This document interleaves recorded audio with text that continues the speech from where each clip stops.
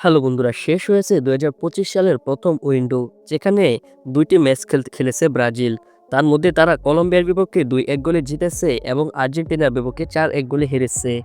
এবং আজকের ভিডিওতে আমরা জানব বিশ্বকাপ অনুষ্ঠিত হবার আগে ব্রাজিল মোট কয়টি ম্যাচ খেলবে এবং বিশ্বকাপে অংশগ্রহণ করতে হলে কি করতে হবে ব্রাজিলের। তো বিশ্বকাপ অনুষ্ঠিত হবার আগে ব্রাজিল মোট ৪টি ম্যাচ খেলবে এবং সেই ম্যাচগুলোর সময়সূচি। প্রথম উইন্ডোতে তারা প্রথম ম্যাচটি খেলবে ইকুয়েডরের বিপক্ষে।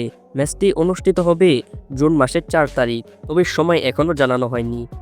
তারপরে তারা দ্বিতীয় ম্যাচটি খেলবে প্যারাগুয়ের বিপক্ষে। সেই ম্যাচটি অনুষ্ঠিত হবে জুন মাসের ৯ তারিখ।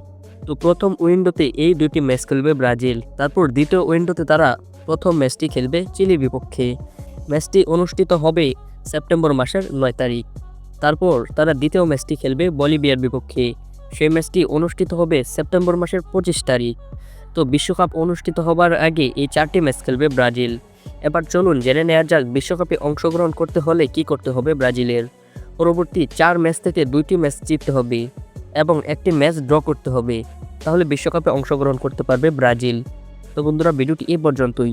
যদি আপনাদের কিছু জানার থাকে তাহলে কমেন্ট করতে পারেন, আপনাদের উত্তর নেক্সট ভিডিওতে পেয়ে যাবেন।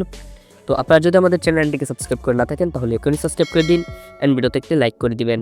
তো সবাই ভালো থাকেন, সুস্থ থাকেন। আপনার সাথে দেখা হচ্ছে পরবর্তী ভিডিওতে। আল্লাহ হাফেজ।